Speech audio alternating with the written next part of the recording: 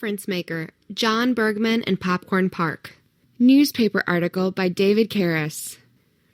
The chickens crawl all over the office, and they lay eggs on my desk, says John Bergmann, who chuckles as he lifts up the towels that cover the papers in his office, which is in a barn.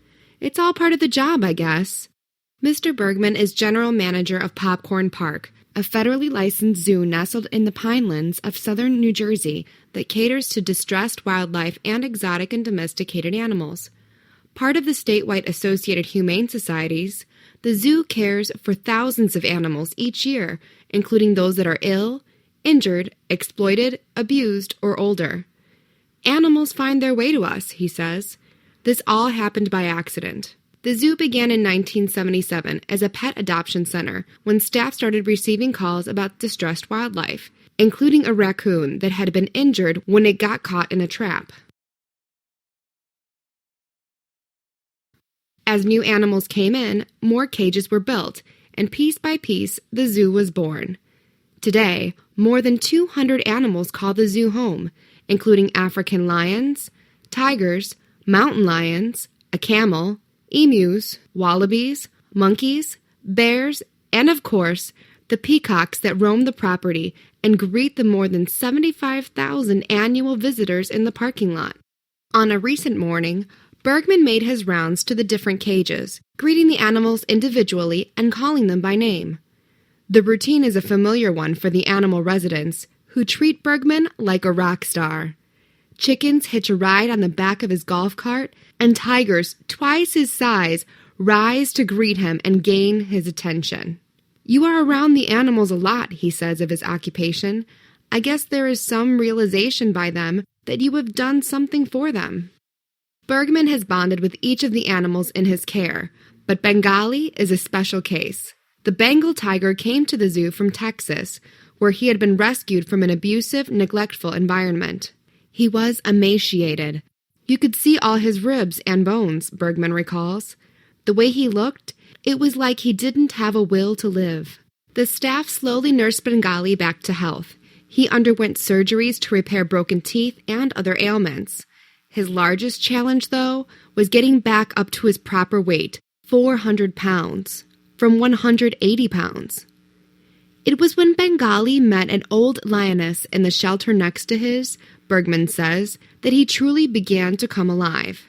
Each day, Bengali walked the fence to catch a glimpse of his new friend, until he finally built up the energy to walk his entire habitat. When he went out, he saw her, and he just got so excited, Bergmann said, smiling. Today, when Bergmann visits, the massive tiger chuffs at him, a greeting, and rubs against the fence. But helping animals recover from conditions like this isn't achieved by sticking to an 8-hour workday. It is sometimes a 24/7 job, Bergmann says. Dante, a tiger, is feeling uncomfortable, so you stay here through the night. Dante, much the opposite of Bengali, became afraid of a lioness in a neighboring cage after his companion died. It took many nights of comfort and coaxing to help him again become comfortable with his enclosure. Bergmann credits his family with accommodating his unpredictable schedule and his habit of occasionally bringing animals home with him to give them a little extra care and attention. My whole family has grown up with this, he says. His son, a veterinarian, works at the zoo, and his daughter, a teacher, uses animal themes in her lesson plans. At the end of the day, Bergmann considers himself lucky. A lot of times you work 7 days a week, and you don't even know it, he says. You are doing what you love. You enjoy helping the animals out. The staff has seen a wide range of animals find their way to Popcorn Park. Porthos, a lion, was found in a converted horse stall with the floor caked with excrement. Doe, a deer, is so old she has gray eyelashes. And Princess, a camel, has a talent for picking the winner of sporting events.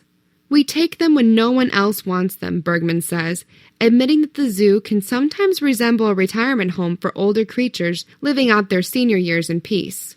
The zoo also has a large kennel, which has high adoption rates for the household pets there.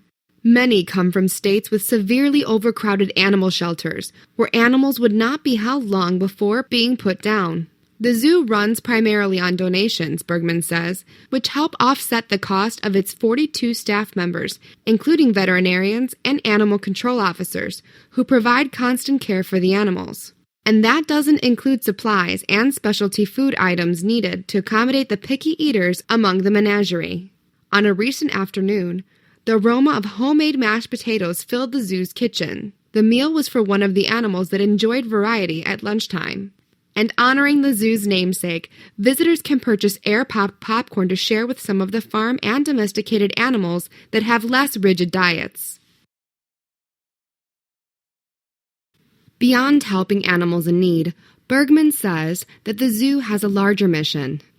I always hope, and I always think, that visitors walk out of here with more compassion for animals than they walked in here with, he says. I always thought that was a large part of our mission, that we would change the minds of people to have more compassion for animals. While he seems to have found his dream job, Bergmann says he has trouble with one aspect of his work, saying goodbye to the animals that die. Sonny, an elephant, had been brought to the United States from Zimbabwe to be trained for circus work. After he resisted his training, he was sent to a New Mexico zoo, from which he escaped several times. Rather than putting him down, in 1989, the zoo sent a letter to other facilities across the country to see if anyone might give a new home to the troubled creature. We were the only one that raised our hand, Bergmann says. It took extensive care and much training, but Sonny finally adapted to his new surroundings at Popcorn Park and lived there a dozen more years, dying in 2001. A local funeral home donated its services to host a ceremony for Sonny, and Bergmann delivered a eulogy.